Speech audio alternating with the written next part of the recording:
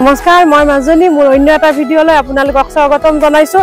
আৰু আপোনালোকে গমেই পাইছে মোৰ ভিডিঅ'সমূহত মই অৰুণাচলৰ চেৰগাঁৱত আছোঁ। আৰু মই আজি চেৰগাঁৱৰ আপোনালোকক বাছ ষ্টেণ্ড এটা দেখাম। আৰু সেই বাছ ষ্টেণ্ডটো আপোনালোকে চাই আপোনালোকে মোক ক'ব লাগিব সেই বাছ ষ্টেণ্ডটোৰ বিশেষত্ব কি। বলকচোন এতিয়া বাছ ষ্টেণ্ডটোলৈ।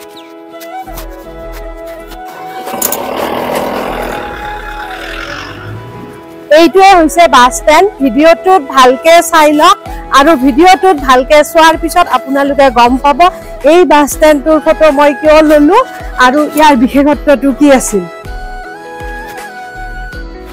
একদম ধুনীয়াকে মন কৰি চাওক, তেতিয়া নিজে নিজেই গম পাব।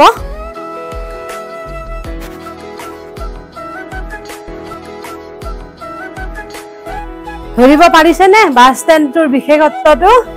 যদি নাই পাৰা মই এতিয়া কৈ আছো শুনক। মই এই বাছ ষ্টেণ্ডটো এই কাৰণেই দেখাইছো, আপোনালোকে গম পাইছেনে এই বাছ ষ্টেণ্ডটোত কিতাপবিলাক ধৰিব পাৰিছেনে? সৰু সৰু আলমাৰি টাইপত ধুনীয়াকে কিতাপ থৈ দিছে। আৰু আপোনালোকে দেখিছে এই বাছ ষ্টেণ্ডটোত তাৰমানে এই আলমাৰি বিলাকত কিতাপ আছে। আৰু ইয়াৰ পৰাই আমি বুজিব পাৰিছো যে এই অৰুণাচলৰ চেৰগাঁৱৰ মানুহখিনিৰ শিক্ষাৰ কিমান গুৰুত্ব। তাৰ মানে তেওঁলোকে বাছ যেতিয়া ৰখি থাকে সেই সময়খিনিও অবাবত লছ নকৰে, তেওঁলোকে কিবা কিবি কিতাপ পঢ়ি থাকে।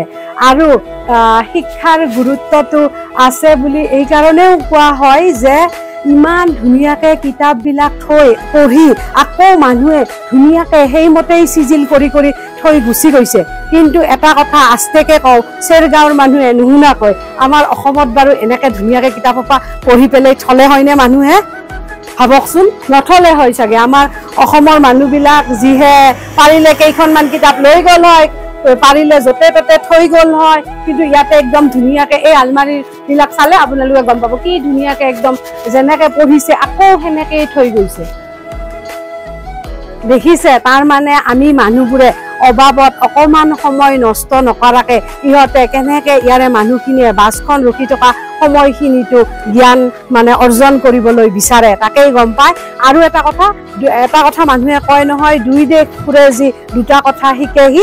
মোৰো এই বাছ ষ্টেণ্ডটো দেখি সঁচাই বহুত ভাল লাগিল, কাৰণ ইয়াৰ মানুহবোৰৰ প্ৰতি মোৰ এটা ভাল ভাৱ আহি গৈছে। আৰু মানুহখিনি যিখিনি বাৰু কথা পাতিছো, যিখিনি মানুহ লগ পাইছো, ভালেই লাগিছে। আৰু ইয়াৰে মানুহখিনি মানে একদম মানে পুৰা মানে সময় অবাবত নষ্ট নকৰে, এই বাছ ষ্টেণ্ডটো দেখি বুজি পালো। এই বাছ ষ্টেণ্ডটো চাই মোৰ ভাল লাগিল। আৰু মোৰ ভাল লাগি মই ভাবিলো এই বাছ ষ্টেণ্ডটোৰ এটা ভিডিঅ' বনাওঁ আৰু ভিডিঅ'টো বনাই মোৰ ফেচবুকৰ পৰিয়ালটোক দিওঁ। নিশ্চয় আপোনালোকৰো চাগে এই বাছ ষ্টেণ্ডটোৰ বিশেষত্বখিনি গম পাই ভাল লাগিল। আৰু যদি ভাল লাগিল মোক লাইক কমেণ্ট শ্বেয়াৰ কৰিব নাপাহৰিব। গতিকে আজিলৈ ভিডিঅ'টো সামৰো। Bye bye.